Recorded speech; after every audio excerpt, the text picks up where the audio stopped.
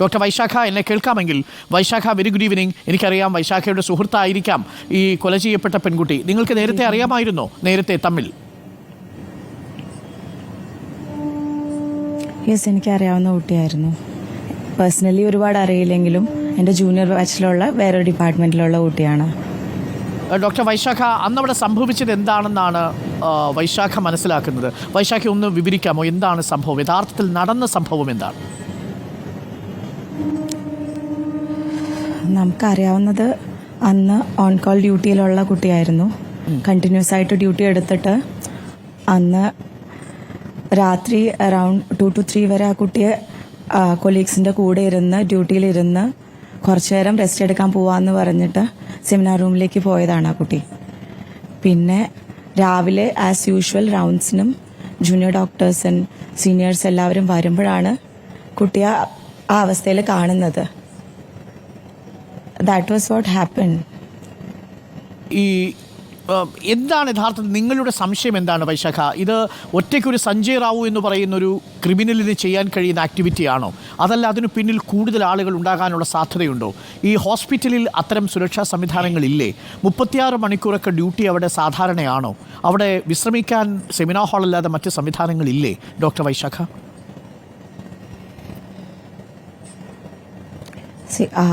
ഈ പിടിച്ച കൾപ്രിറ്റ് എന്ന് പറയുന്ന സഞ്ജയ് റോയ് എന്ന് പറഞ്ഞ ആള് അന്ന് തന്നെ രാത്രി മിഡ് നൈറ്റാണ് ആള് സാക്ക് ചെയ്തു എന്ന് പറഞ്ഞിട്ട് നമുക്ക് അറിയാൻ പറ്റിയത്.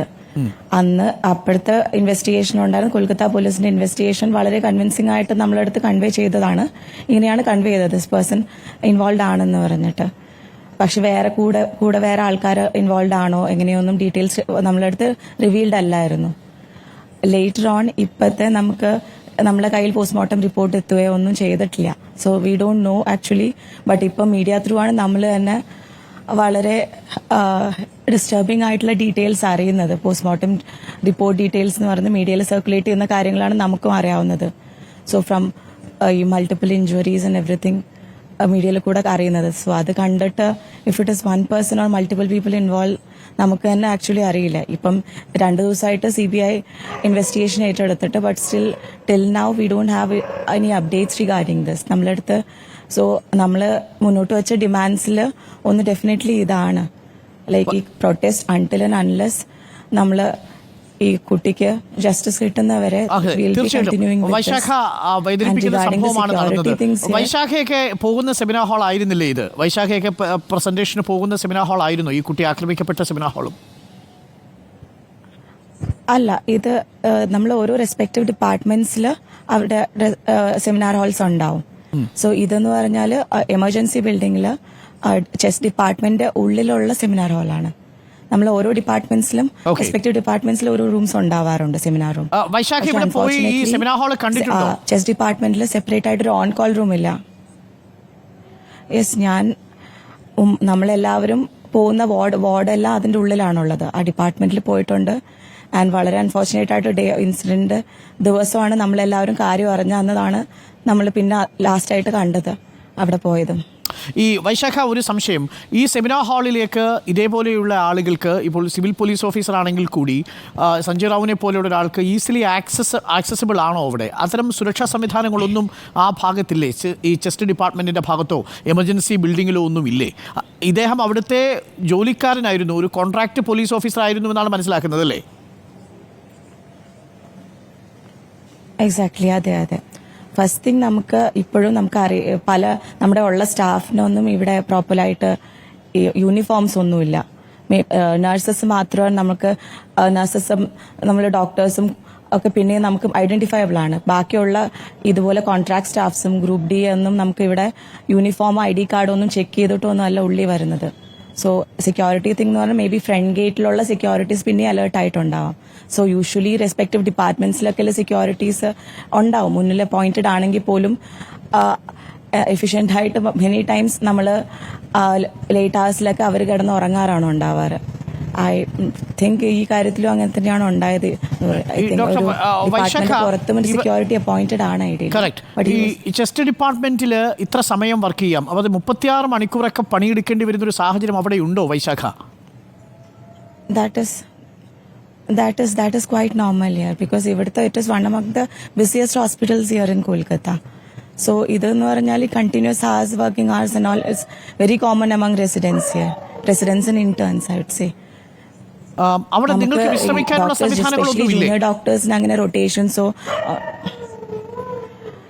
ചില ഡിപ്പാർട്ട്മെന്റ്സിലുണ്ട്, ചില ഡിപ്പാർട്ട്മെന്റ്സിലില്ല. അൺഫോർച്ചുനേറ്റ്ലി ചെസ്റ്റ് ഡിപ്പാർട്ട്മെന്റിലും ഉണ്ടായിരുന്നില്ല. അപ്പോൾ അവിടെ സാധാരണ രീതിയിൽ ഈ സെമിനാർ ഹാളിൽ പോയാണോ വിശ്രമിക്കാറ് ഡോക്ടർമാർ? അതെ, ദാറ്റ് വാസ് അന്നുണ്ടായതും വളരെ ക്വൈറ്റ് നോർമൽ ആയിട്ടുള്ള ഒരു ഇൻസിഡന്റ് ആയിരുന്നു. നമ്മൾ അവിടെ ഉള്ള റൂംസ് എന്ന് പറഞ്ഞാൽ ഒന്ന് സെമിനാർ റൂമും വേറെ ഒരു സ്ലീപ്പ് സ്റ്റഡി റൂമും ആണ് ഉണ്ടായിരുന്നത്. അത് രണ്ടുമാണ് മാറി മാറി യൂസ് ചെയ്യാറുള്ളതെന്നാണ് അവിടെയുള്ള നമ്മുടെ ഫെല്ലോ കൊലീഗ്സിനടുത്ത് നമുക്ക് അറിയാൻ പറ്റിയത്. ഓക്കെ, ഡോക്ടർ വൈശാഖ, ഈ അപകടം നടന്ന് പിറ്റേന്ന് പുറം ലോകം അറിയുമ്പോൾ ഇതാദ്യം ആത്മഹത്യയാണ് എന്ന രീതിയിൽ അധികൃതരുടെ ഭാഗത്തുനിന്നൊരു വേർഷൻ വന്നു എന്ന് കേട്ടു. ശരിയാണോ? യഥാർത്ഥത്തിൽ ആ ബോഡി കാണുമ്പോൾ തന്നെ അത് ആത്മഹത്യയല്ല, കൊലപാതകമാണ് എന്നുള്ളതാണ് പോസ്റ്റ്മോർട്ടത്തിലടക്കം FIR-ലടക്കം ഞാൻ മനസ്സിലാക്കുന്നത്. അപ്പോൾ ഇത് ആത്മഹത്യയാണ് എന്ന വരുത്തി തീർക്കാൻ എന്തെങ്കിലും ബോധപൂർവമായൊരു ശ്രമം ഉണ്ടായിട്ടുണ്ടോ വൈശാഖ? ഇതും like I heard so Ki authorities അങ്ങനെയാണ് ഇൻഫോം ചെയ്തത്. ഫാമിലിയുടെ അടുത്ത് അങ്ങനെ ഒരു മിസ്കമ്മ്യൂണിക്കേഷൻ ആണ് ഉണ്ടായത്. വൈൽ ഇൻഫോമിംഗ് ദ ഫാമിലി എന്നാണ് ഞാനും അറിയാനുണ്ടായത്. നിങ്ങളിപ്പോൾ സുരക്ഷിതരാണോ വൈശാഖ? അക്രമം നടന്നു, 7000-ഓളം വരുന്ന ആളുകൾ അവിടെ കലാപത്തിന് അടിസ്ഥാനത്തിലുള്ള ഒരു ആക്രമണമാണ് നടത്തിയത്. ഇപ്പോൾ നിങ്ങൾ ഭയക്കുന്നത് എന്താണ് doctor Vaishakh? We don't know whom to fear. That is the problem. നമ്മൾ on the eve of independence day നമ്മളിവിടെ ഒരു females only UG doctors, PG doctors, interns, നമ്മൾ ഒരുപാട് ഗേൾസ് ഇവിടെ candle light march to the nearby ജംഗ്ഷനിലേക്ക് നമ്മൾ plan ചെയ്തിട്ട് 11 മണി around wait ചെയ്യായിരുന്നു.